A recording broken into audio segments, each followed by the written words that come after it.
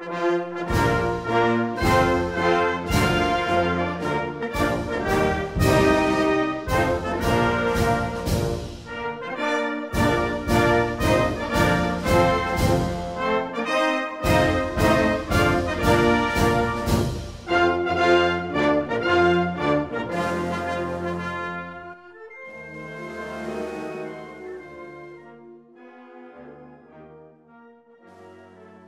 je les ai vus arriver, L'effondrement.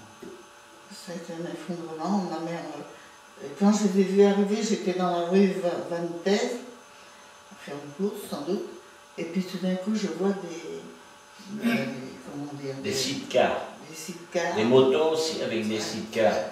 Mais alors des gars. Alors, vous savez, j'ai couru à rentrer à la maison. Quand ma mère m'a vu arriver, elle m'a fait une cachée tout de suite. Ils étaient impressionnants, les premiers qui sont arrivés. Des gabarits, des beaux garçons, bien bâtis, tout l'élite qui arrivait. En dernier, c'était plus l'élite. Et qui restait dans le coin, c'était des vieux soldats, quoi. Et puis des étrangers, des Polonais, Des Yougoslaves. Je me souviens très bien quand les Allemands sont arrivés, j'ai toujours cette image. Alors, je vois comment dirais-je, d'abord j'aperçois au loin là, tout un tas de convois, vous voyez le matériel qui descendait du Moulin du Diable, quoi. Et puis il y a donc un motard, un sidecar qui est arrivé avec son FM dessus, couvert de branches, j'ai toujours cette image. Et ça, quand je vois ça à la télé, quelquefois on voit ça, ça me serre le cœur. Et il y avait un prisonnier, c'était un arabe, un Algérien. J'ai retrouvé sa photo d'ailleurs, parce qu'il m'avait donné sa photo. Alors quand je le voyais, je lui donnais du chocolat, parce qu'au début on avait encore du chocolat. Et une sentinelle allemande un jour est venue me dire qu'il ne fallait pas que je donne quoi que ce soit à ce monsieur, parce qu'il était de race inférieure. Ça m'a... Ben moi, j'ai vécu mon enfance à la métairie du Menet. Il y a quand même des choses qui nous ont marqué à vie. Les gens avaient creusé un abri dans un chemin qui s'appelle le chemin du pont du Menet, et qui n'est pas très loin d'ailleurs, hein, qui est tout près d'ici. Ben, les Allemands, eux autres, ils étaient à Kérobert, ils n'étaient pas dans le village, ils avaient quand même construit des locaux, ils avaient leur baraquement, je crois qu'il y avait aussi un canon, un peu de DCA, et puis un projecteur. Mais dire les Allemands autrement nous ont maltraités, non, moi j'ai pas connu de maltraitance par les Allemands, mais j'avais quand même peur de...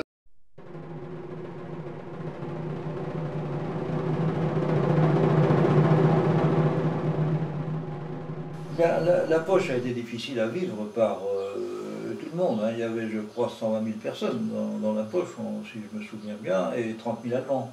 Comment s'est constituée la poche au départ?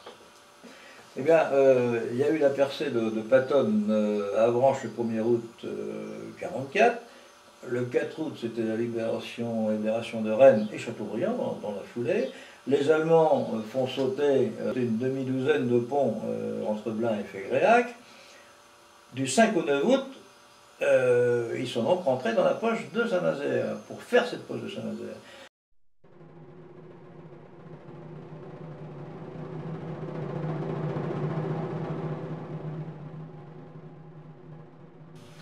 Début de la poche, il s'est passé plein de choses. Oui, j'ai été sollicitée par de Guérandais, M. Foubert et puis M. Jubé, de participer, de fêter ça, puisqu'on les attendait, on pensait plus vite que... trop vite, je crois. Et en somme, donc j'étais habillée en Marianne, avec mon écharpe de mon grand-père tricolore, et que je sortis de chez moi, fait peut-être, je sais pas, aux 200 mètres. Hein, jusqu'à la porte 26. À la porte 20, oui, à la porte 20, la porte là. 26 qui sont arrivés. Oh, tout de suite, on a compris qu'on avait quand même été un peu trop vite. Et alors donc, de là, aussitôt, emmené à la commandanture. Et la commandanture, ça a duré pas mal de temps. Et puis bon, là on s'est vu mal parti, là, hein, on s'est dit, qu'est-ce qui va nous arriver? Surtout qu'il était démenti. Hein, oh là, il m'a arraché mon écharpe et puis des souvenirs. J'ai senti qu'on était... Et puis, ben, on ne pouvait rien dire ni rien faire. Hein. Ça était entre leurs mains. Et puis de là, sur les... Il était 11 h à peu près, parce que je me rappelle avoir entendu les cloches sonner. Et puis rembarquer avec une vingtaine à pied, aller jusqu'à Saint-Jean-Baptiste. Je me disais, si les Guérantais seulement nous voyaient, comment on est bien encadré là. La baïonnette dans le dos, et puis, mais je n'avais pas peur. Bon, moi, je n'avais pas peur. Est-ce que je me suis dit, bon, bah, quand on est jeune, alors... Mais je me suis dit, j'ai plus mon écharpe tricolore, mais j'ai encore mon bouquet tricolore dans ma poche, et si je passe l'autre côté, il sortira. Et puis, ma foi, bon, bah, on a été mis dans une pièce bien calfeutrée. Le lendemain, je ne sais pas, enfin, j'en suis sortie, mais là, je n'ai aucun souvenir de la sortie. Et je sais que, puisque ma soeur avait été suppliée, là, je le savais, parce que ça m'est resté de toute façon, qu'elle était venue à Saint-Jean-Baptiste et qu'elle avait trouvé l'interprète et qu'elle avait fait beaucoup. Et qu'en somme, c'est ça qui... Parce qu'autrement, on était embarqués, parce qu'il y en a qui, on n'a jamais su hein, ce qu'ils sont devenus.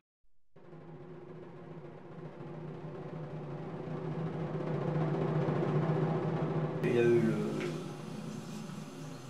la pauvre affaire, la sinistre affaire de la disparition de Louis Broquet. Or ça a été une malheureuse opération fomentée par des jeunes Guérandes qui, en voyant les événements, se sont dit la libération, elle est là, on y arrive. Et donc, il faut qu'on fasse quelque chose. Il faut que l'on attaque ces Allemands maudits, que l'on fasse une action. Ces gens-là, on avait donc, pour faire une action, je crois, tout simplement, contre les Allemands, décidé d'attendre, sûrement sur renseignement, je pense, dans l'allée du château de Lessac, où habitait le maire d'ailleurs de Guérande, M. Pichelin, le colonel Pichelin, attendre des Allemands pour les détrousser de leurs armes. Bon, pour leur faire du mal, non, mais pour avoir des armes, pour combattre le cas échéant à l'intérieur de la poche. Ils mirent leur désir à exécution ce soir du 5 août. Et ils attaquèrent donc deux Allemands qui arrivaient en vélo. Le lendemain matin, chose assez curieuse, c'est des gens qui voulaient se rencontrer certainement. Le faucheur et Magré se retrouvent de bonne heure le matin, vers 9 h, au Café des Remparts, et rentrent à ce moment-là, chose incroyable, les deux Allemands reconnaissent les deux Français, qui eux-mêmes reconnaissent les deux Allemands, en disant c'est nos gars d'hier soir. Et les deux Français qui se trouvaient là se rendent compte qu'ils vont se faire piquer, sortent en même temps, et celui qui avait l'arme dégaine et tire sur les fugitifs et les loupe. Moi, je sais ça par le faucheur et puis Magré. Et puis, quand ils sont arrivés, c'est ça que je me demandais qu'est-ce qu'ils voulaient. C'est là qu'ils m'ont tout expliqué. Bon. Alors que le soir, la veille, ils avaient arrêté l'Allemand, et puis, d'ailleurs, il avait le revolver d'Allemand et tout. Puis il avait même une mitraillette avec eux. C'est pour ça qu'ils n'ont pas... Enfin, ils voulaient finir leur boulot aux autres corps, carrément propre. Puis alors Broquet, il n'a pas voulu. Alors il était en train de... L'Allemand, forcément, il pleurait, il dit, moi j'ai des enfants et tout. Bon. Alors donc ils ont laissé l'Allemand partir. Il a fauché son revolver et tout, puis il est parti. Et le lendemain, mon Broquet, il a été à la messe. Mais l'Allemand, il l'a aperçu. Il était à la messe, il l'a reconnu. Puis après, ben, il l'a vu où c'est qu'il a été quand il est sorti. Puis les autres, ils ont été coffrés là, puis c'est tout. Ils l'ont coffré chez lui, comme dans... Et ils l'ont jamais vu. Hein. Et ce qu'il y a aux autres, quand ils sont venus, ces autres, ils m'ont expliqué ce qu'ils avaient fait. Alors moi, j'aurais dit, parce qu'ils étaient tous dégueulasses. Ils ont dû passer toute la nuit à l'entraîner dans les bois et tout. Hein. Alors ils se sont lavés, tout. Ils se sont lavés, puis ils ont cassé la croûte. Puis ils ont été dans le bois, à côté. Puis ça a duré pendant 8-10 jours. Parce qu'il fallait laisser le feu passer, hein, parce qu'ils sont partis aussitôt, ils ont été repérés. Hein. Ils sont partis 8-10 jours après, puis ils n'ont jamais revu.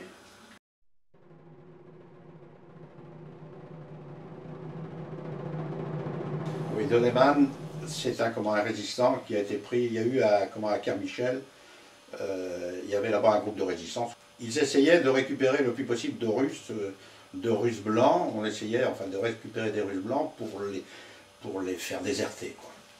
Et il y a un Russe qui est arrivé avec un mètre de bagage là-bas à Kermichel, et puis un convoi allemand qui passait, il n'a rien trouvé mieux que de tirer dessus, quoi.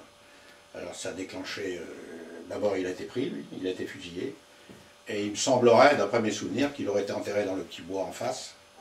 Et puis alors, donc il y a eu l'arrestation là de... Je ne sais pas si c'est là qu'il a été arrêté Donneman, mais enfin les fermiers ont été arrêtés. Et Donneman, ces fermiers qui faisaient partie du groupe Donneman, ont été arrêtés. Et Donneman a été arrêté, et donc au mois d'août, il me semble aussi, et fusillé au mois de septembre, quelques jours après, quoi.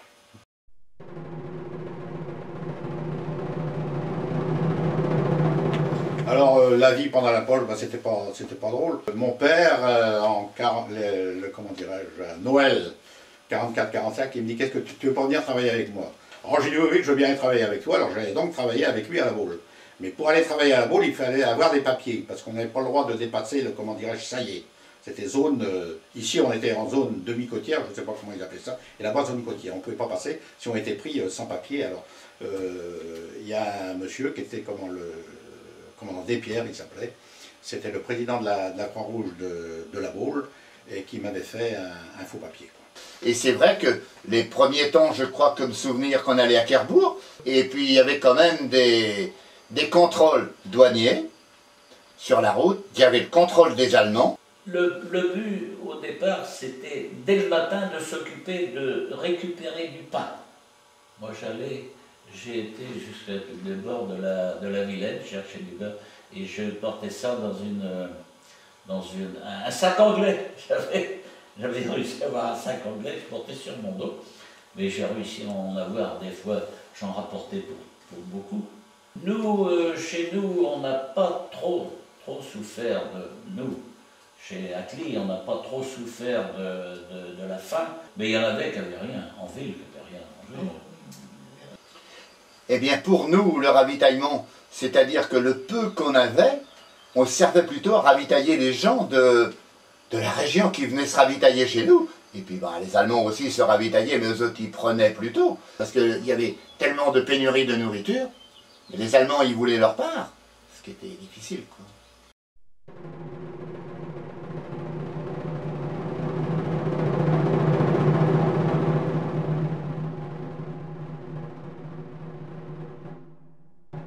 Quand vous avez 20 ans et que vous voyez que vous ne pouvez rien faire et que vous êtes obligé de baisser les bras et de dire amen à tout, c'est dur, c'est très dur. On ne peut pas se figurer comme ça peut être dur.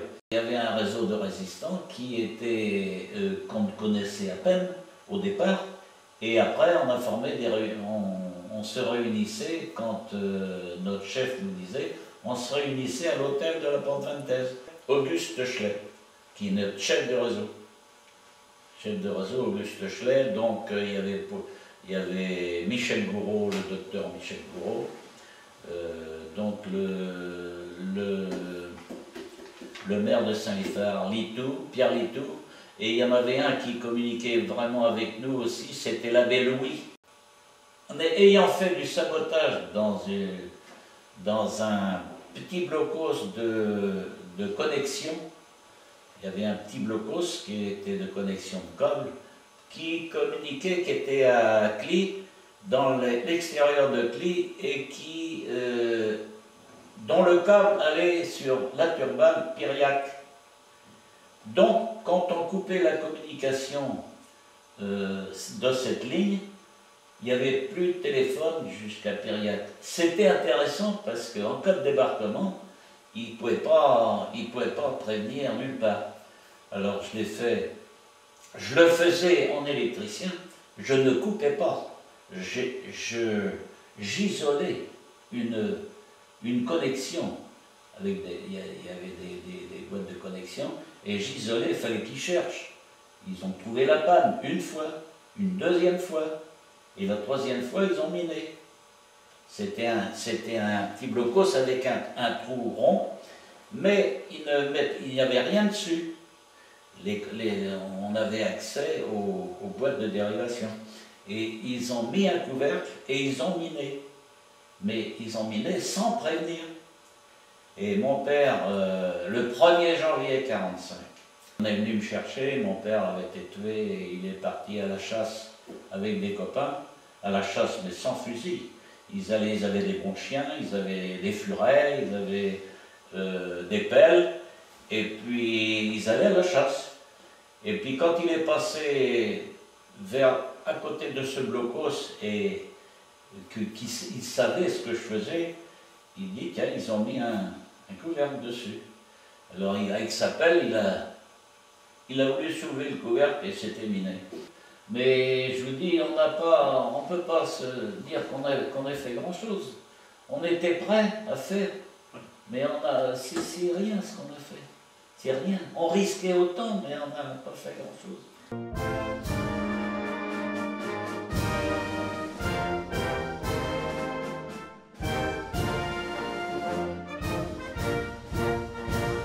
Ce journal, c'était l'Espoir. On l'avait appelé l'Espoir. Et je le signais malgré eux. Personne n'avait de nouvelles. Hein. Les postes de radio étaient pris partout. Oui, ils avaient ramassé les postes de radio. Ils avaient tout ramassé les postes de radio. Oui. Alors moi, j'avais de la chance parce que j'avais la radio des Allemands que j'écoutais dans le casino. Et puis ton poste à Galen. Et puis mon poste à Galen que tu m'avais fait. Alors les informations qui étaient données dans ce journal, c'était ce que vous recueillez à la radio, soit au poste à Galen. Oui, oui. Et vous en publiez combien? Je pense que ça devait être à peu près une quarantaine. Tous les jours. Il y a eu 257 numéros. À un certain moment, j'étais me cacher dans un petit réduit de jardin. Une petite cabane de jardin. Une petite cabane de jardin dans l'hiver qu'il a fait si froid. Et c'était juste des planches comme ça. J'avais tellement froid que mes mains saignaient. Pendant que vous tapiez à la machine? Ah oui, c'est ça. On a connu mes horreurs. Oui, mais ça c'était très dangereux, parce qu'il serait tombé là-dessus, il n'y a pas de problème, c'était camp de concentration aussitôt, hein, parce que c'était quand même donner des nouvelles à tout le monde, et ils n'aimaient pas ça. Hein. Surtout que c'était les nouvelles de Londres. C'était peut-être pas les mêmes nouvelles que les leurs. Parce qu'il y avait Radio Paris qui donnait des nouvelles aussi. Radio Paris-Mans, Radio Paris-Est-Allemand, c'était le truc qui était passé en radio, ça. Un jour, j'étais à une réunion de jeunes filles, là, avec l'abbé Giquel. J'étais dans le bout de la table, comme ça, puis l'abbé Giquel était là. Et puis, à un certain moment, il y a une des jeunes filles qui était là, et qui dit « Oh, ben, j'ai lu dans l'Espoir que... » Alors là, il y a l'abbé qui m'a regardé, qui tremblait. Et puis moi, j'étais toute contente. Je dis « Au moins, ça profite, puisque quelqu'un me dit qu'ils l'ont lu dans l'Espoir. »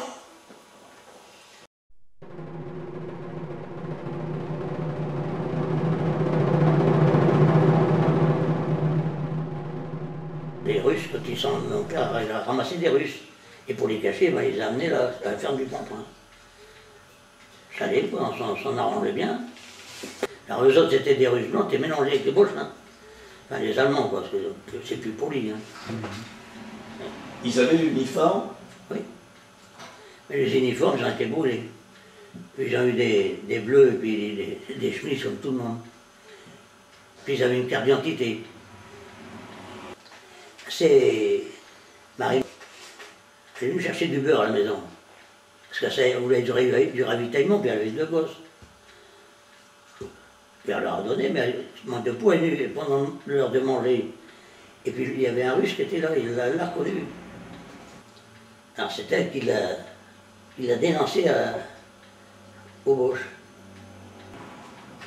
Alors le père était ramassé, ma mère, un ouvrier, Alexis Dessoisettes, et puis mon frangin, et puis le Russe.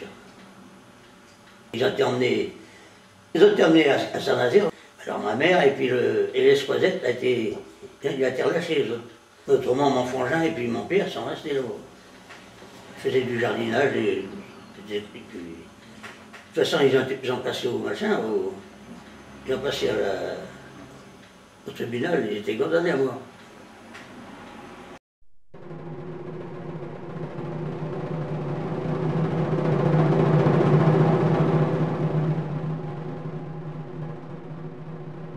L'affaire de Convert, c'est une affaire lamentable. C'était, comment dirais-je, c'était une ferme qui existe toujours.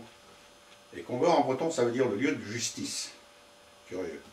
Bon, enfin bref. Dans cette ferme, il y avait donc 4, il y avait le père, la mère, et puis les enfants, ils ont tous été assassinés. Quand je suis arrivé pour me faire empocher, pas compliqué, c'était pas au programme ça. Enfin, je suis venu à la Baule, comme policier toujours.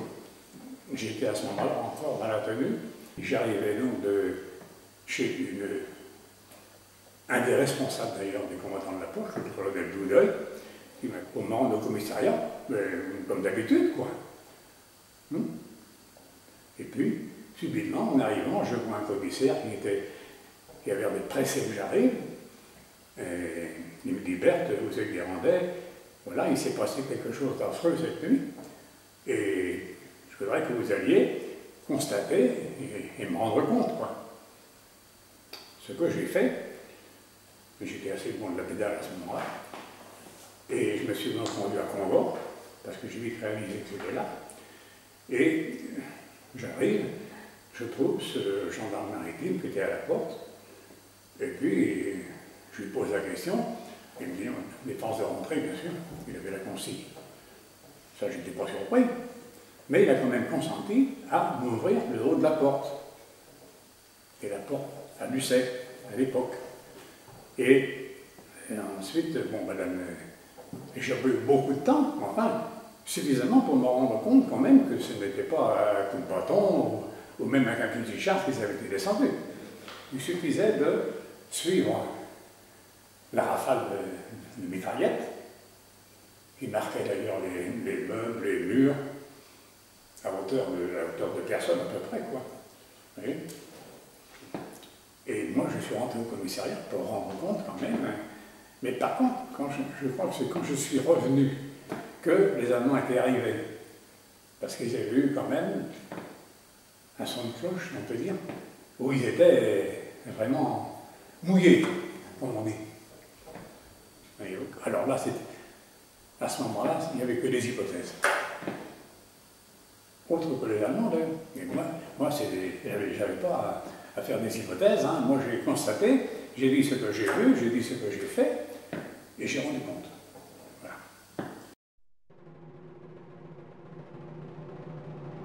Eh bien, j'avais 22 ans, je suis parti à 22 ans en Allemagne, d'accord.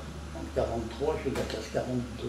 Et comme ils n'ont pas eu assez de volontaires, ils ont institué le service du travail obligatoire, dont j'ai été pris. De la classe 42, beaucoup de Guérandais sont partis. C'est vrai qu'il avait laissé sa ferme ici, mais là-bas il a été responsable d'une ferme et d'une famille aussi, parce que tous les gens en âge de partir à la guerre partaient aussi. Vous travailliez pour une entreprise... C'est-à-dire c'était pour l'armée.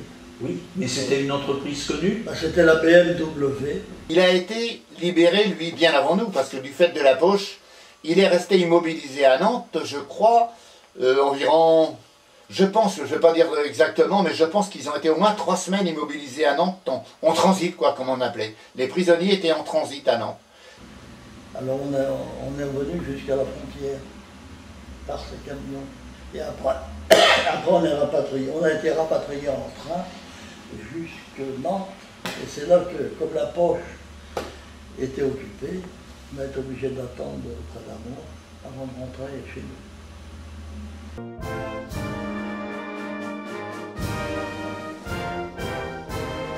Peut-être le 8 ou le 9 au soir, les Allemands étant toujours là, la population guérandaise s'est rassemblée place du marché aux bois. Ils ont monté un mât et le drapeau français a été hissé, puis on a chanté. C'était avant la libération. Et les Allemands étaient à la commandature en train de regarder ça. Ensuite, il y a eu le 10. Il y a 2 officiers américains qui ont atterri, 2 aviateurs qui ont atterri à, comment ça s'appelle, Escoublac. Et ils sont venus à Guérande, ils se sont baladés, entre guillemets, dans toute la presqu'île pour prendre un peu la température. Quand la poche a été ouverte, on est revenu chez nous, bien sûr. Alors bon, il n'y avait pas de train, rien du tout. Et je me suis embarquée, j'étais vers les militaires, et puis dans un convoi militaire qui remontait sur la région. Mais est-ce que sur Guérande, est-ce que c'est sur Ponchot? Je ne me rappelle pas. Mais enfin, en tous les cas, j'ai voyagé avec les militaires, et puis je suis arrivée à Guérande. Et le Ronde, alors là, l'arrivée des, comment dirais-je, ça me revient encore, l'arrivée des troupes françaises et puis américaines. C'était une fouille en liesse, mais ça n'a pas été la libération de 1944, quoi. Hein, c'était une libération après coup. On avait quand même souffert entre août 1944 et mai 1945, avec des privations dingues pour beaucoup, et bien plus que dans ma famille et que d'autres d'ailleurs. Et je veux dire que ça n'a pas été une ambiance, si ça a été les danses, ça n'a pas été le machin, on dansait tous les soirs, mais il me semble que c'était assez réservé, il me semble. Je me rappelle de ça. Quoi. Et en somme, et ça j'ai dû arriver, c'était un samedi, et le lendemain, on refêtait la libération, et donc on me demandait de me rhabiller en Marianne, et puis j'étais montée dans le corbillard. Le corbillard. Le corbillard servait de char. Et on a défilé, on a fêté ça, quoi. Eh bien pour nous, la libération, si vous voulez, je crois que c'était surtout le fait que le papa revenait, c'était quand même quelque chose d'important. Et je me souviens que quand ils ont descendu de la voiture, on entendait les cloches sonner un peu partout quand même, Saint-André-des-Eaux, Guérande, la Madeleine. Pour moi, ça a été vraiment le jour de la fin de la guerre. Mais c'est vrai que j'ai connu aucune festivité parce que nous, dans notre ferme, on était bien éloignés des gens de la ville pour participer à ça. Ah, c'était vraiment un beau jour, la libération.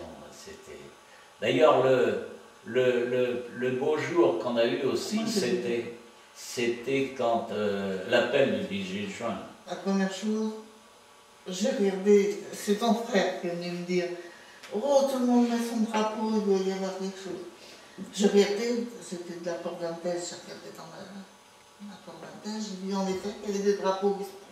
Oh là là, je suis partie en courant dans la ville. J'ai vu ça.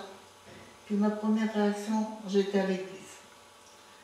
Puis j'ai dit merci mon Dieu. La libération. C'est le plus beau jour de mon vie. Ouais. Alors, quelqu'un m'a dit, oh ben non, pour moi c'est quand je me suis mariée.